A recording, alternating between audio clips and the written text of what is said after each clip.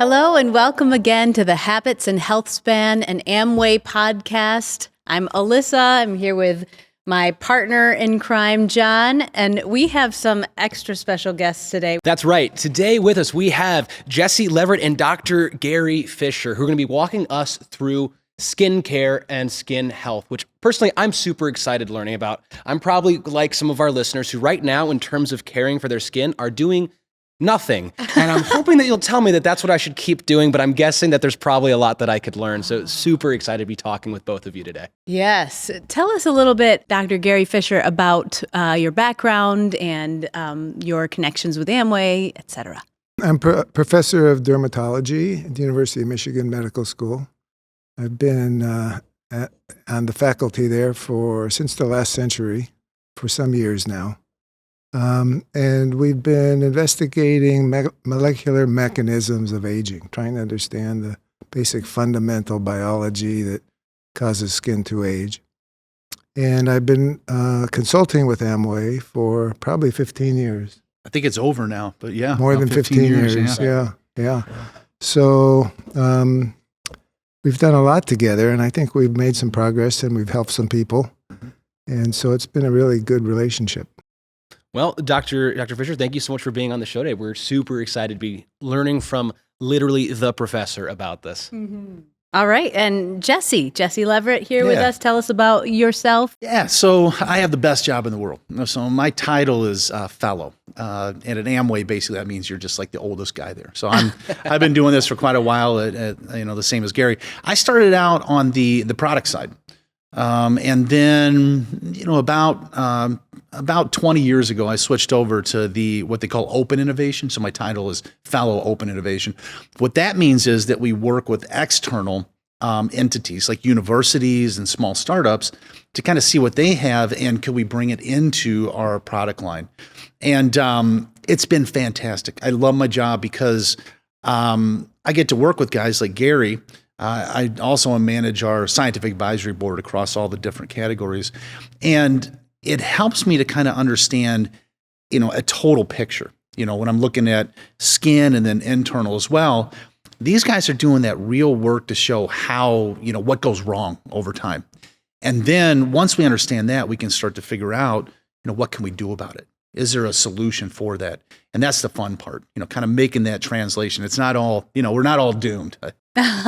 That's good news. Yeah. Before we sort of ask you our first questions, I actually have a multiple choice question for Alyssa. What is the skin's largest organ, Alyssa? Do you know, is it A, the small intestine, B, the skin, or C, the tongue? John, you just said, what is the skin's largest organ? Well, I gave it so away. So you gave it away! So yes, well, we're going to be talking about the biggest organ, the skin. The skin, which, okay, to be fair, I don't know if I would have known that right off the bat. It's one of those things that you learn in middle school, and unless you're the professionals, you might cast away and forget. Maybe I did. So we're going to turn it over to you guys, the experts. Inside of the skin function, what is the skin doing for the body as the whole? Since it is the largest organ, what exactly is it doing? A simple answer is it keeps the inside in and the outside out. And it's evolved to be a really good protective barrier. It protects against environmental damage, even though it itself can be damaged by the environment. It has a very robust wound healing response. It also is a primary perception organ. So we all know we can feel touch, we can feel heat, we can feel pain. So it's directly connected through the central nervous system to the brain. And so it acts to tell us where we are in the world and protect us from the outside. I love that. I think not only is it maybe the largest organ, but it's also one of the organs that's doing the most based on what you're just saying. Well, that's a lot. We have a lot to we have a lot to dig into there. Yeah. So in light of that, how can we treat skin as the vital organ that it is? It's important that skin remain healthy. Barrier is an obvious site that needs to be maintained. Barrier function to keep the outside out, inside in. And then we're learning more and more about the interaction between skin and other organs, what we call systemic interactions. There's a communication system through the blood that the skin can directly communicate with other organs. So it produces factors, primarily proteins, that reach the blood and then circulate throughout the body and cause responses in all other organs. So it's all part of the human living system. It sounds like there's a lot of back and forth between the two. You mentioned how the skin is communicating with the internal organs. Can you kind of talk about the relationship there? And I guess what I'm really kind of looking for is what is your research, and in that research, what are the sort of like worst results that you're seeing? Not that we're doomed. There's an answer, but that maybe we are going to try and avoid as we're talking about that communication between skin and what's going on inside. Yeah, and I think it goes beyond that even. I think, it's, like Gary talked about, there's the basics too. We have to, make sure that we keep those in mind. Basic barrier function. People get dry skin. When the skin gets dry, that barrier gets disrupted. When that barrier just gets disrupted, then it's more porous to these things that Gary's talking about. And so even the simple things that we forget about, like moisturizing the skin, making sure that we're not too harsh with it, abrasive, using great products, super important, because when you don't do that, the barrier gets disrupted, things can penetrate. And so a lot of times we want to think about kind of the new findings and so forth, but sometimes we forget that, there's the basics we got to keep in mind too. And I think that's a great thing too. I love how you grounded it in like the dry skin. What are some other just everyday occurrences, or maybe not every day if people are maintaining their skin, that people can go, oh, wait a second, something might be happening here? Dry skin is a primary sign of a potential skin problem that might go deeper than skin. People commonly have rashes. Their skin is red in certain spots, itchy, redness, feeling of tightness or discomfort are signs that there's a problem within the skin, but potentially also with deeper than the skin, that the skin is reacting to something that is going on within the body itself, that is a sign of some problem that needs to be addressed. Mm-hmm.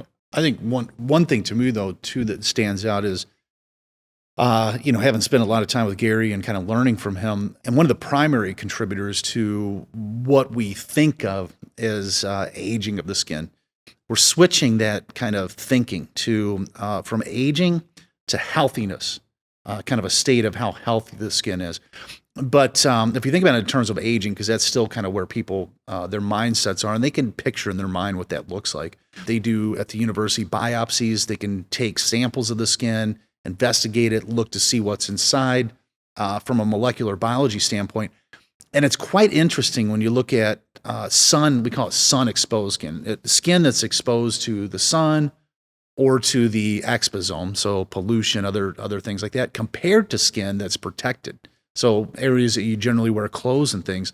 Looking at those samples, those protected spots sometimes appear to be maybe even up to decades, I won't say younger, but maybe decades healthier. Mm-hmm. And to me, that's something that's just fascinating too, because we generally think it's all the same. So when you talk about what other factors, there's dry skin, that can be full body, but things like exposure to the environment, we call it fancy term as exposome, everything minus your genetics, can have a significant driving effect to, decreasing that health. And Gary's really diving into that area as well.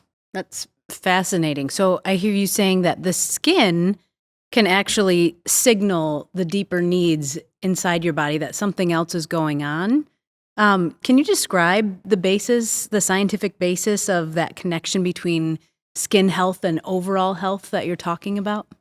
As we mentioned, the skin communicates with other organs. The primary, probably the most significant damaging effect that people experience from the environment is sunlight. We all know we go out in the sun. Too much sun, our skin turns red, feels bad. But even, going past that point, spending the whole day out in the sun can cause something that is similar to flu-like symptoms. If you get enough redness over your body from the sun, it's not just, your skin is red and uncomfortable, but it's as if you're sick. And that's the skin communicating with the rest of the body, because it produces many, many factors that influence the overall health of the body.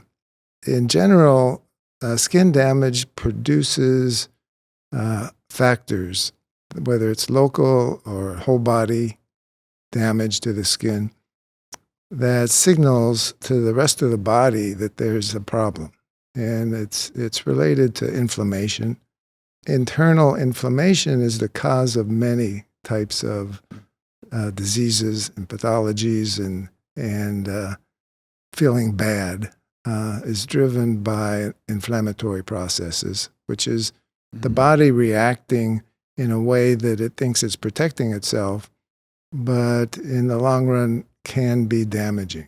So guys, I just kind of want to point out that when we think about kind of where we used to be, we're really thinking more about the appearance of the skin, and kind of looking at aging and kind of what happens when you eat things, or, what's happening internally and how that can affect the skin. At some point too, we want to think about, in the scheme of, health span, when we think about that, schematic. In general, when you think about health span, you're dealing with two kinds of domains. One is the physical component, physical health. The other is the mental or psychological well-being.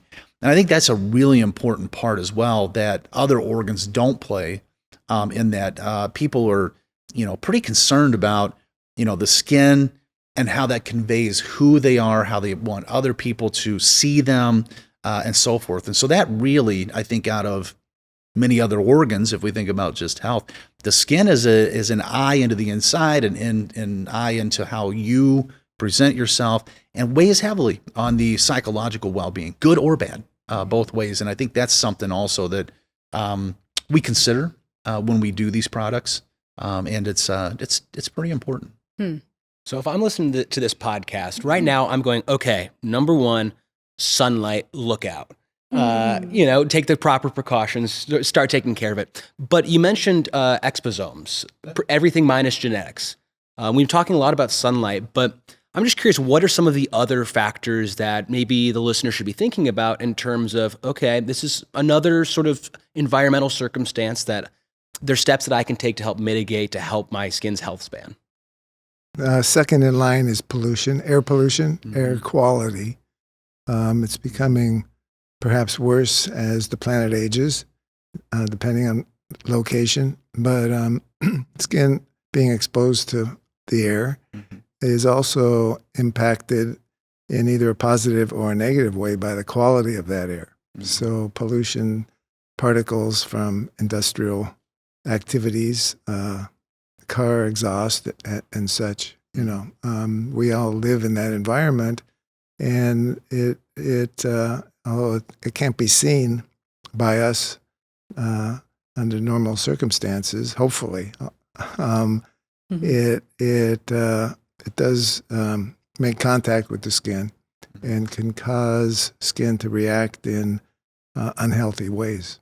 We just published a paper with another one of our advisors, John Krutman at the IUF in Germany, and there are things that Gary's talking about, those other things, pollution, heat, humidity.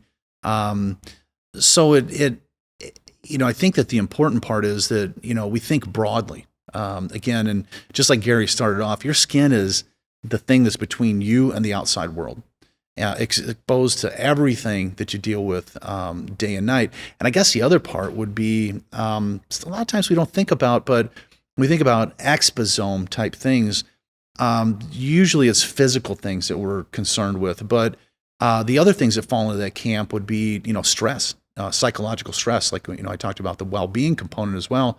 That can, translate in the body to things like Gary was saying, these, chemical messengers that can upregulate inflammation as well.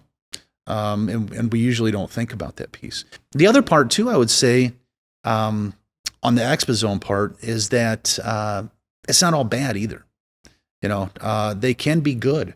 Like sunlight, converts, vitamin D, helpful for building bones and things. So, all of it's not, bad, but it's like anything, too much, can be an issue. So That's really good to hear, because I was ready to advocate for wearing like an opaque bubble all the time, because if air is not good and sunlight's bad, then maybe it's the mom in me, but I'm like, oh, okay, now is when we put on the protective everything. But that's not what you're saying. No.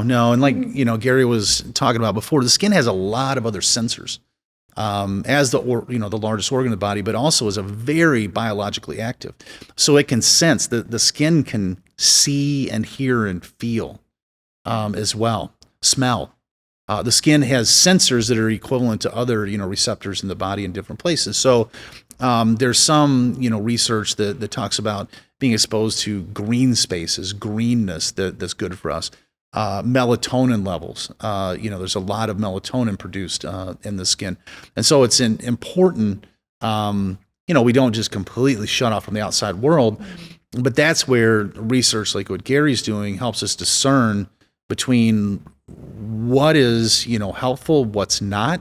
You kind of said something that I want to unpack just a little bit. You said the skin can hear and see and smell even. Can you unpack what exactly do you mean by that? I hear that, I'm like, okay, news to me. I took human anatomy senior year, but I don't remember that. Like, what do you mean by that? How did you all learn this? So those senses are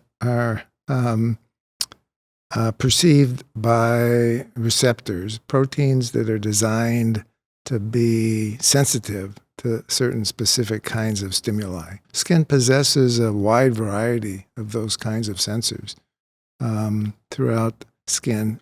And so that there is the possibility that it responds to not only sunlight, invisible sunlight, but also visible sunlight, the kind that we can see with our eyes. So in a sense, I think that's what Jesse's referring to. Skin, in that sense, has vision, like our eyes, because it has some of the same biology, fundamental biology, that allows for perception of those kinds of stimuli. Because like Gary said, the skin to brain axis is strong, between those two things. And so, people can kind of, you can also get these kind of like happiness type feelings. We're dealing on, psychology side, people like the warmth, they like the, to be in the sun, those kinds of, spaces. And so you can get some benefit from those beyond, like I say, the vitamin D and things that people know about. But again, it's how often and how much is kind of the trigger. It's just like the dose of anything. If you do, too much is not a good thing. Gary just did a study. We did that 2 years ago now, which I find fascinating. We're still following up, and the results are just, I think they're super cutting edge. It's just open and cracking the door. We're not there to say this is the way it is or not yet. But this was dosing people with UVB light over a large part of their body at a level that was not a sunburn. This was below what you could detect with the eyes, but it still generated, like Gary said, these inflammatory markers in the blood. So it's not about one giant dose. Oh, I got a sunburn, bad. The other times it's not. But if you do even small amounts over and over and over again, that can add up. So it's kind of both, I think. I remember when I was a kid at the pool, my mom's like, put on sunscreen. I go, it's cloudy. She's like, oh no, it still happens. I'm like, Yeah, that's correct. Yes. Your mom, she knew. Smart woman. Yeah. Smart woman. Yes. All right. So you were talking a little bit earlier about how the skin health is not just about anti-aging, but it's about the other factors too. And you mentioned it's the that fancy word, exposomes, right? Uh-huh. Yep. And the other factors, but then also the social and mental impacts of things like stress and how that influences our skin. Talk a little bit about the cellular vitality, which is at the heart of skin's health span, and the research that you've done that tells us the different approaches we should take in light of cell vitality. Yeah. So skin is the largest organ, and you hear that terms a lot. People think in terms of organs when you think about the body, as a heart, lungs, and so forth. But it's important to understand what an organ is, and an organ has subcomponents. That's not the smallest unit in the body. The organ is made up of different kinds of cells and their products. Their products are, the things that they, put out. They put out their own protein support networks and other things. And so the cells living inside of these tissues that are made up of these various proteins and so forth, connected to another type of cell type with their own types of support proteins, all together start to form what we think of as an organ. Now, at the basis of that, and the reason I bring this up is because you can't have a healthy organ, which contributes to a healthy body, for kind of going back down, without having healthy subcomponents. You have to have healthy cells living in a healthy environment, that sub-environment that they're living in. And so cell vitality is that concept of, when you think about vital, vital means basically life-giving functions. So that basic life-giving function. When you're born, it's two cells come together. There weren't tissues, there's not organs at that point. It's two cells, cellular vitality, coming together to build out the rest of it. And so that's happening on a daily basis. And Gary's lab has done a ton of research into understanding what cells are living there. It's mind-blowing. We used to think there were maybe a couple different types. Now he's telling me there's probably like 10 or 12. We didn't know that. And then that they're not all aging or becoming unhealthy at the same time. It's just like a community, like a city. From a biology approach, you think about all those things.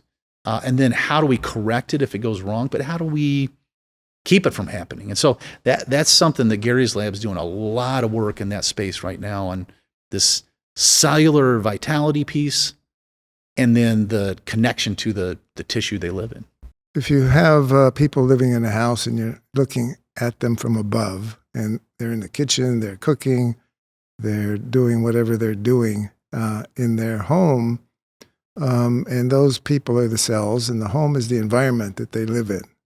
Okay, now a storm comes through, their roof collapses, their walls fall out, but they're fine, okay? But they're not cooking any longer because they can't get to the kitchen. They can't, get to their living room, their TV's broken. And so when you look at them, there's something wrong with these people. They're just not behaving properly. They're not able to be active.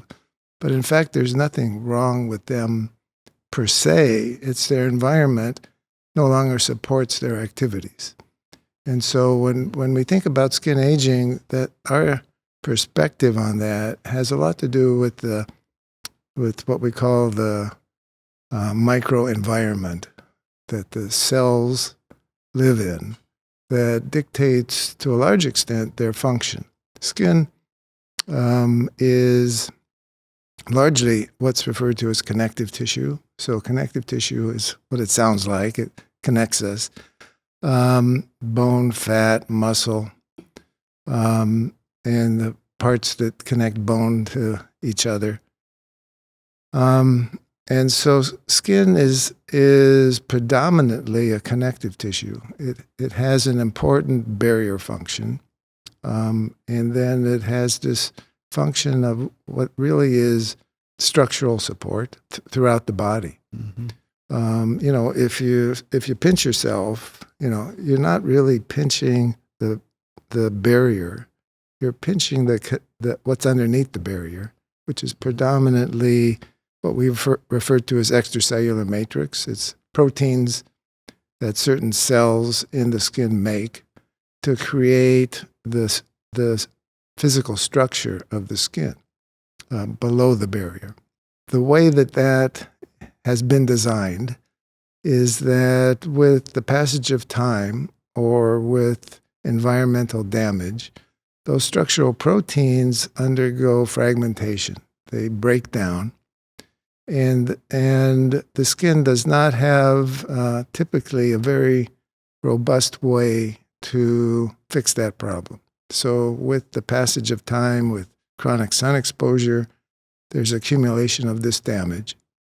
And that's really what we refer to the aged phenotype, the way that aged skin looks. When we look at somebody and their skin has lost elasticity or smoothness, it's because of the underlying connective tissue that composes the skin and the fragmentation of the structural proteins that is causing, perceptible changes in the quality of the skin. There's this problem with the structure, and that's communicated with the cells that depend on that structure for function. The cells, as Jesse mentioned, live within this structure, and they depend on connections, direct connections with the structure to function. When the structure is broken, they lose those connections, and now they're confused about what to do. They can't function optimally, and so they are wired in such a way that instead of repairing the problem, seeing, well, let's fix this problem, they just sort of say, well, this is not good, and make the problem worse. So maybe is that where, I don't know, based on your guys' research, maybe that's where we can come in and do something to fight against either, I like we said earlier about repair versus just ongoing maintenance. Yeah, exactly. From your research, what are some of the things that we can do to fight against the influences of some negative effects of exposomes, everything but genetics, or when things are the structure's starting to break, or even if we're before that, but we want to do everything we can to stop that from happening? What are some of the things that our listeners can be doing that, listen, I can learn from you guys about what to do? I mentioned earlier that, he's got studies showing kind of on the same person, sun exposed areas or exposed areas to the exposome, sun protected areas. And then just like he was talking about, markers that he could look at on, cellular, vitality, cellular health, the matrix they live in. Those protected areas they look much healthier than sun exposed areas. And so you see us talking about aging now in terms of healthier. And that's, a lot of times you say, well, it's a hard kind of thing to define. What is health? Is that an end state? But I think healthier. And I would say that age, though, is maybe a harder thing to determine. Because if you look at, again, on the same person that has a biologically, they're the same age, looking at your face or looking at your, underarm or whatever, it's the same age.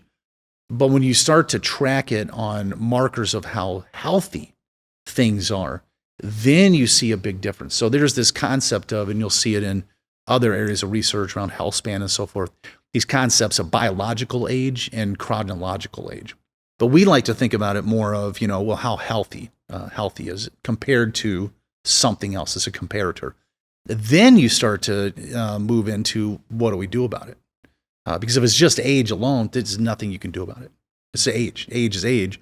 But if you think about it in terms of the state of what's happening, now we have some ideas. And I think, like Gary, talked about before, cells that are in touch with, other ones, they seem to be more healthy than if they're just out by themselves. So those are things that we can start to get insight into on how we might be able to kind of, kick them back on. So this podcast is called Habits in Health Span, right? And I try to work with my kids on the habit of washing their face at night and in the morning, right? So what are some, maybe give us 3 habits that we can start to implement to sort of speak to the things that you're talking about when it comes to protecting or strengthening the barrier and other things like that. Can you give 3 potential habits that we could start implementing? So as we mentioned, skin is damaged by the environment, so protection against the environment. So that involves sunscreens and moisturizers to protect the barrier. I think those are, and cleanliness, as you mentioned. I think those are 3 important habits that everybody should have all the time. I also think, we're talking about skin being part of the whole body. And as we know, nutrition and exercise are good for us. And those are also good for the skin. So thinking about treating your whole body with some respect and attention to health is also a good way to keep your skin healthy. I agree with that wholeheartedly. I think, those basics, we can't forget the basics. I think, when we talk about skin too, I think a lot of people tend to go toward facial skin, what other people can see, but it's your whole body. And if we only, think about just the face or what people can see, that's a small part of the barrier function of the skin. And so when we move into the fall, we got really dry skin and so forth. That's over the whole body. And so you're losing a lot of moisture from inside the body through. But not only are we losing moisture outside, we're opening up. So if you have dry skin, you're opening your barrier. It's like opening the door to allow these things, like Gary said, those environment, those exposomal things to get in now too. The other thing I would say, and I want to touch on this briefly because it is always fascinating to me, but that bridge between exercise and skin, that's not really known a lot about right now, but he's embarking on that space. And it occurs to me that one of the things that people think about when we're dealing with healthier versus age, and again, we talked about that before, but healthier is a comparator because age is set and age is just time that goes by. That's a set thing, but healthiness isn't necessarily set. It's what you can do to prevent it, what you can do to reel it back in. And so one of the things that people tend to see when they notice skin unhealthiness, or let's just say age, because people think in terms of that, is non-uniformity. As we age, though, those things start to change, and people visually start to think about that non-uniformity. So you get a wrinkle. It's not uniform anymore. It stands out. So now it's remarkable. We think about a spot showing up. Again, it's remarkable. Now that's like, we lose fat from the cheeks.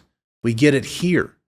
That, again, is a facial shape change that indicates something is not, in an ideal health state. And so I think, like Gary mentioned, there's probably something to this concept in the future of this interface between exercise and what people visually construe as healthy skin. So trying to keep the skin looking more uniform over time, I think will be a signal that, hey, that person has a healthier look to them than someone else. So That's really great. I'm going to start referring to my wrinkles as remarkable. I really like the distinction that you're making, Jesse, about how we're referring to skin that's aging as maybe skin that's behaving in a healthier and unhealthier way. Right. I think that's a great sort of mental shift that we can make, and that's one thing we can walk away with. Yeah. As we're thinking about the aging process, just based on your research, what is one of the biggest or easiest things that we can do to assist our skin in positively affecting that healthy aging? Well, I'd say, just like we talked about it, number one, like any of these things, whether we're talking about the skin, we're talking about, brain health, mobility, all of these things, preventative, prevention, make sure that, from a young age, we're taking care of it. We wear our sunscreen. We're protected from that. We remove the pollution things from the day with great, cleansing products. Be gentle to it. Don't be harsh. Don't use, because you can get physical abrasion is a very damaging thing. So, a washcloth, scrubbing the face, bad idea. So that's going to be always your number one go-to. Make sure that you're doing those things up front to keep it healthy first. Old saying, you're never too old. The body, the cells have the capacity to respond to appropriate treatments, exercise, nutrition, moisturizers, retinoids. So at any age, those are good things to do. starting at a younger age is even better. Mm-hmm. Well, that's one thing that I love so much about what you said is that's sort of one of our beliefs here on the Habits and Health Span podcast, that regardless of what age you are, it's never too early to start doing something. And even if you're starting a little bit later, 10 years from now, you're going to be glad you started 10 years ago. Yeah, exactly. Well, this has just been a fascinating conversation about skin. I feel like I'm equipped and ready to take these habits, but also my curiosity is so piqued on the health span of skin in general. And so I'm really grateful for both of you and your willingness to share your research and insight with us today. Thank you. Yeah. Thank you. Yeah. Glad to be here. Yes. And thanks to all of you at home for listening. Make sure that you like and subscribe on YouTube and follow Amway on Facebook and Instagram. Until next time, remember, your skin is your biggest organ, so you should be its biggest fan. Take care.